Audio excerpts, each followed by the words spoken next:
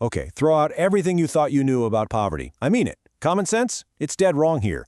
Today, we're diving into a massive 60-year explainer based on data from the National Bureau of Economic Research that completely destroys the old playbook for saving the rural poor. Think about it for a second. How do you actually eliminate rural poverty? If you ask almost any expert how to save poor farming villages, they'll tell you the exact same thing. Boost agriculture. Better seeds, better tractors, just more farming. Well, they're dead wrong. The data on this is absolutely clear. The real hero of the story? It wasn't the farm at all. It was the concrete jungle. Believe it or not, cities saved the villages. And look, we're not just guessing here. We're looking at 60 years of hard, undeniable data. We're talking about millions of people tracked across India from 1951 all the way to 2012. It's a literal mountain of evidence that completely shatters the old economic rules. So this whole thing starts with a massive academic illusion. For decades, the experts worshipped this idea called the Kuznets process. The theory was super simple. Just move a poor farmer into a city and boom, wealth magically happens. Basically, relocation equals salvation. But the numbers slap that theory right in the face. Simply moving people around? That pure Kuznets effect accounted for a pathetic 3% of poverty reduction. Just 3%. It was a total myth. So, if moving people didn't work, what actually did? To figure that out, we have to look at one specific year, 1991.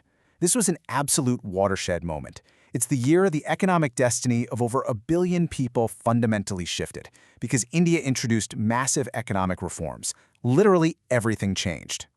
Just look at how it played out over time. Before 1991, poverty was falling, yeah, but painfully slowly. It relied entirely on sluggish rural growth. But then those 1991 reforms hit. The aftermath? Poverty collapsed at record speed, and the driver wasn't rural anymore. It was explosive, urban-driven wealth creation. We are essentially looking at a structural break in human history here. Two entirely different economic universes. It's a complete shift in how human beings actually escape poverty. See, before 1991, agriculture ruled the roost and city wealth stayed totally trapped inside the city limits. The rural poor saw basically zero benefit. But after 1991, urban growth violently pulled the rural poor out of destitution. Cities literally became the absolute engine of survival. Which brings us to the ultimate counterintuitive truth. Cities actually fed the villages. The concrete engine is what saved the rural farmer. Now, it sounds crazy, but it's true. And the shift is just staggering. Before 1991, the impact of urban growth on rural poverty was near zero. Nothing. But after 1991, it absolutely exploded. Urban growth mutated into the ultimate weapon against rural poverty. As the researchers noted, urban consumption growth brought gains to the rural as well as the urban poor. And look, this wasn't some slow trickle-down economics thing. The wealth flooded outward. Massive urban demand tightened up rural labor markets. Suddenly, there were fewer workers left in the villages, and that drove rural wages straight up. So, if traditional farming didn't save the rural poor, who exactly is the real wealth engine here? What specific sectors were generating all this life-saving cash? Well, here's the brutal reality for agriculture.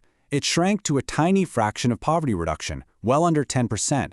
Meanwhile, the services sector, that generated over 60% of the decline, and construction added another 25%.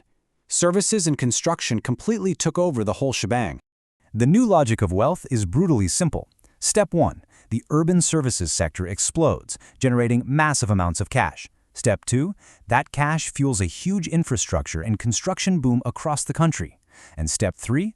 Millions of rural workers are hired to pour that concrete, and their wages skyrocket. But we do need to look at the dark side of this boom.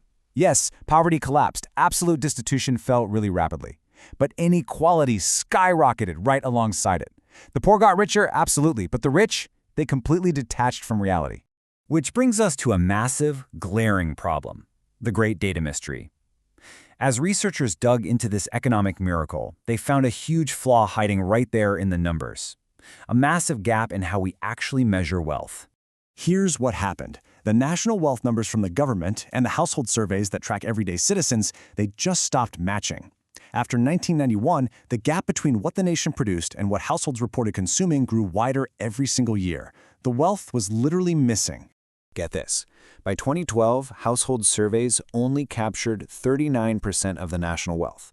Let that sink in for a second. 39%. Over 60% of the nation's consumption was completely unaccounted for in household surveys. So, where did all the rest of it go? Well, the answer is pretty simple. The missing wealth is hiding right at the top.